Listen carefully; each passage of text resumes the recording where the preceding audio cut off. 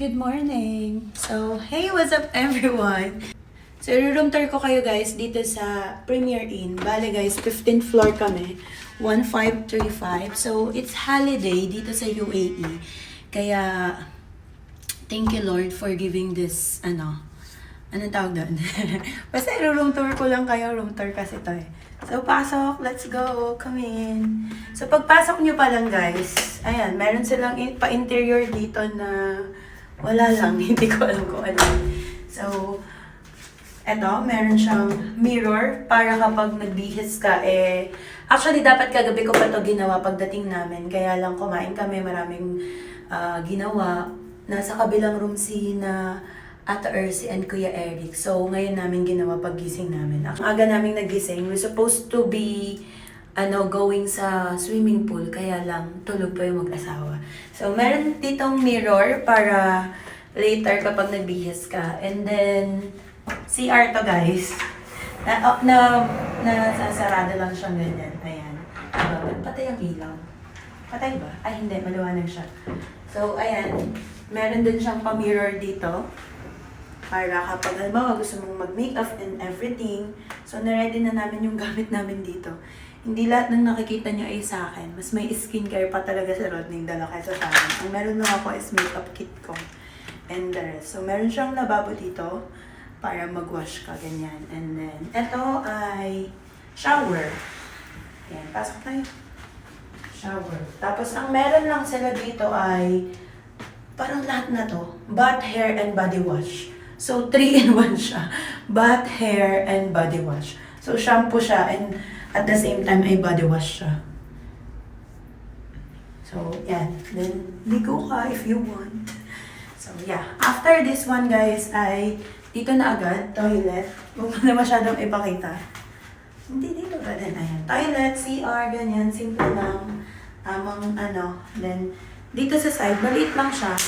Dito sa side ay wardrobe na agad. So, dun sa taas, meron silang extra unan.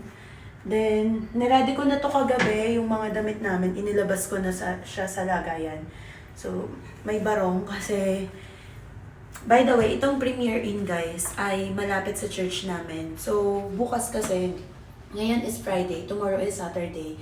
Bukas is church namin. So, para diretso na kami sa church. Kaya dala na namin yung mga susuotin namin papuntang church. Then, a few damit. Ayan, lagay ko na dyan. Then, meron din sila, syempre, ditong vault. Para kung gusto nyong magtabi ng mga importanteng gamit. Tapos, yan. Medyo makalat na lang kasi hindi na talaga siya as in room tour. Ay, hindi na talaga siya as in malinis. Kasi, pero hindi kami ganun kakalat. Mamaya, sugudin natin yung mag-asawa. Tingnan natin kung sinong mas makalat sa amin dalawa. So, ayan. Of course, dito sa side na to ay merong TV. Ayan. Kung gusto nyong mag-chill, manood, meron sila. Parang lahat naman ng hotel yata, meron ng TV. Pero ito, medyo malaki siya. Ilang inches to? Like 43, no? Ilan? 40? 40 inches yata to. Hindi to 35, malaki to sa 35. So, meron silang complimentary na 2 bottled water.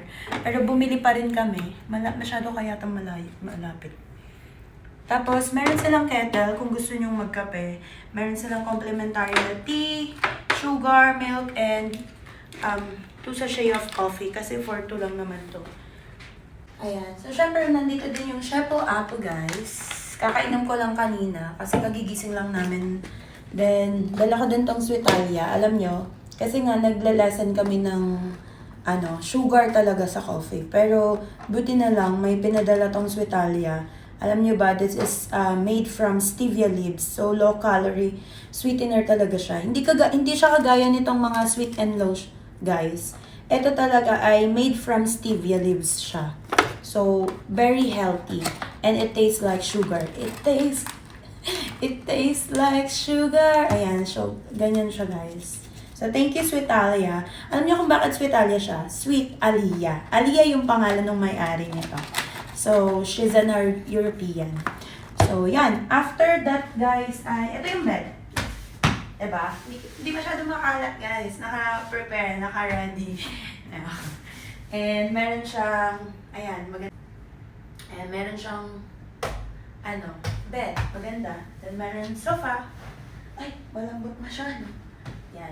I think if you like na parang meron kayong halimbawa guest or bisita nga, kung meron kayong bisita, so at least merong sofa, then merong isang upuan doon. And yeah, then eto na. Anong tawag dito? Bintana na, pero hindi siya nabubuksan guys kasi nasa 15th floor kami. Nakalagay dito for your safety daw. And by the way guys, dito ka sila. Meron din palang fridge dito. And hulaan nyo. Super loyal tayo guys sa mga ini-endorse and pinapromote natin. Si Taya, Shefu Apo. Ayun. And of course, yung The Meal Plan. Diba? Tingnan nyo naman. Pakita mo lang ako na. Ayun. Tingnan nyo naman, ang dami namin pagkain. Diba? Kasi nagpadala sila nung isang araw lang. So, kagabi, tama, dala namin to. So, it is good for 5 days guys, by the way. So, init nyo lang siya.